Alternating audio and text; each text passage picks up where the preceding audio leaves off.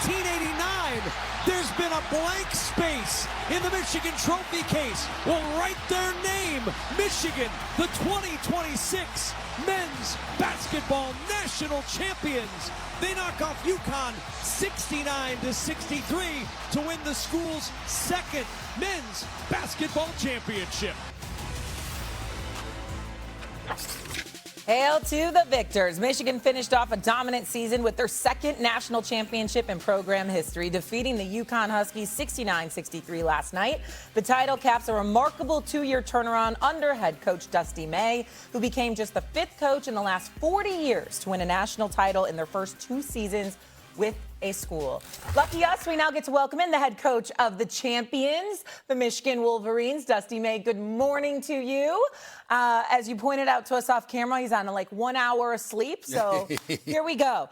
It was funny, Coach, last night. I felt like after the game, your interview, you seemed like, oh, just a regular game. And then I heard you tell Ernie, it was almost like you felt like you had to prepare for another game. Like that's why you weren't emotional. Now you've had some time.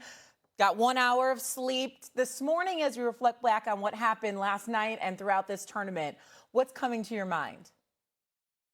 Well, fortunately, I have a great staff that holds me accountable. We've had Zooms and calls with recruits this morning as the transfer portal opened at 12:01 last night. So hopefully we can get another great roster together in the next few weeks and we can enjoy it and reflect a little bit later on.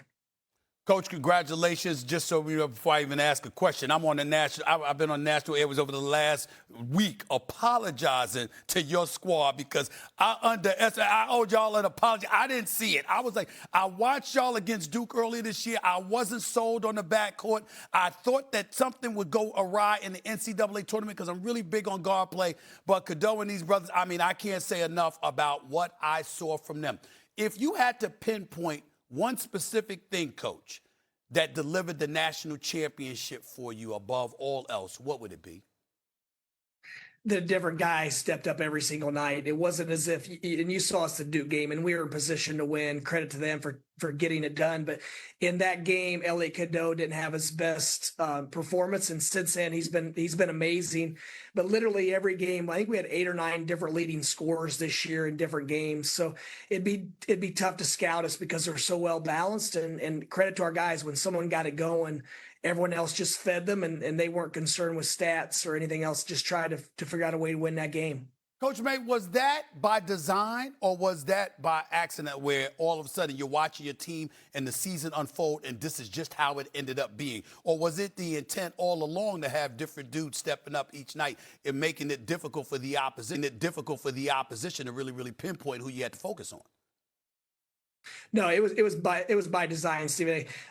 We always feel like just having a team where everyone's a major contributor, everyone's connected, and we've actually had to pass on certain recruits because they weren't. They wanted more of a usage rate than they were probably going to have with us, and we weren't going to lie to them and overpromise.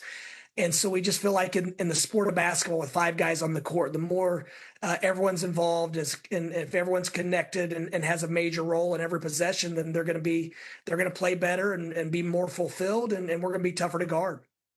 Speaking of that, Coach, you did have 5 transfers start. And I think there's this notion in college basketball, hey, the most NIL money is going to win the day. But in the way you grab these transfers, or when you do go to the portal, what were you looking for when you built this team? How did you assemble this roster to be the championship caliber that it was?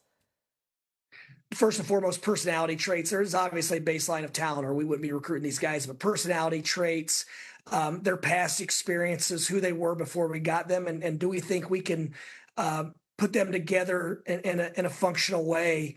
Our finances, obviously, at the University of Michigan, when we took the job, we were one of the worst NIL programs in the country, and we've grown it to where we were probably top 3rd in our league last year, and hopefully we'll be number 1 or number 2 going forward as we continue to gain more traction with businesses and things like that. And we're not going to apologize trying to generate revenue to pay these players who deserve it and who have done a lot for our university.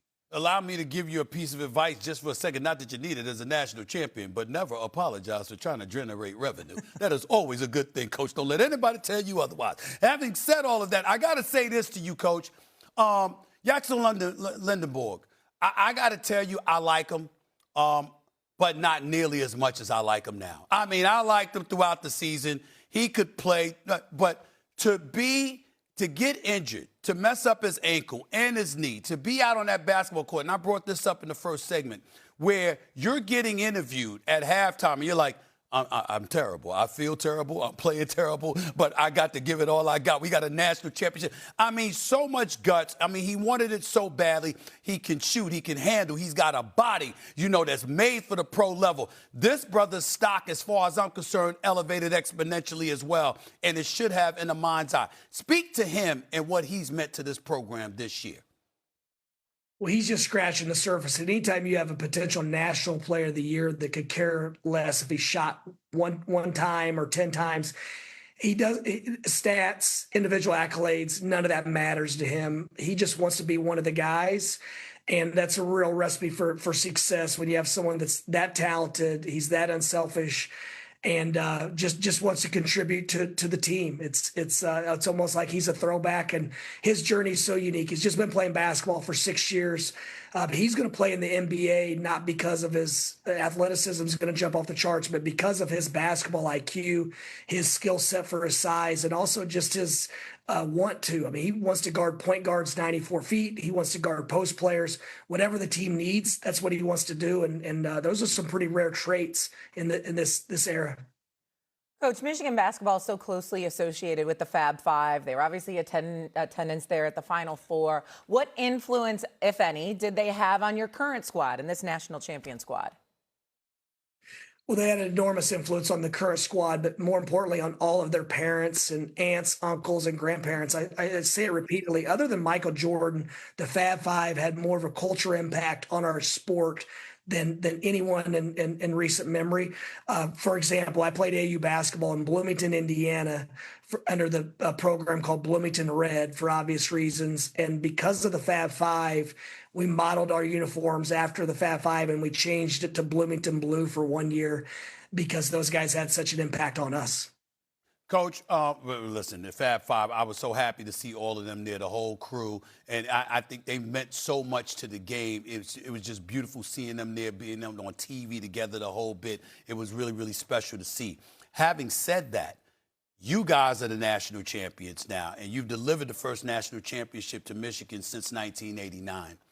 I guess the question would be, Coach, when you look towards the future, with NIL, with the transfer portal, which we just spoke about a bit earlier and what have you, how do you view Michigan in terms of what you're going to do moving forward? Because now that you've won the national championship, got to live up to it. You know how everybody is. Enjoy it this morning, Coach. But now tomorrow, it's about what you going to do about next year? What you going to do about the year after? The level of consistency, that's what everybody's going to be looking for. How excited are you about the possibility that Michigan's going to be able to pull that off, to be as consistent as people want you to be when it comes to the success for your program?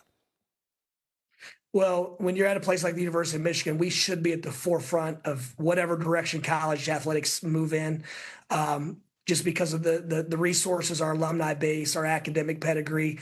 But we've definitely set a new standard for our program. And fortunately, our staff and players, they're ready to attack it now. There's no let's take some time off and regroup. It's what do we need to do? How do we prepare to make a run at it next year as the Final Four is in our home state of Detroit? And as you talk about the Fab Five and how much they mean to that city and how involved they are still, it'd be a heck of an honor to go back and do it and try to do it back to back in that city. I don't even want to think about what Detroit's going to be like next year if Michigan is playing for the national championship right in this city. Lord have mercy.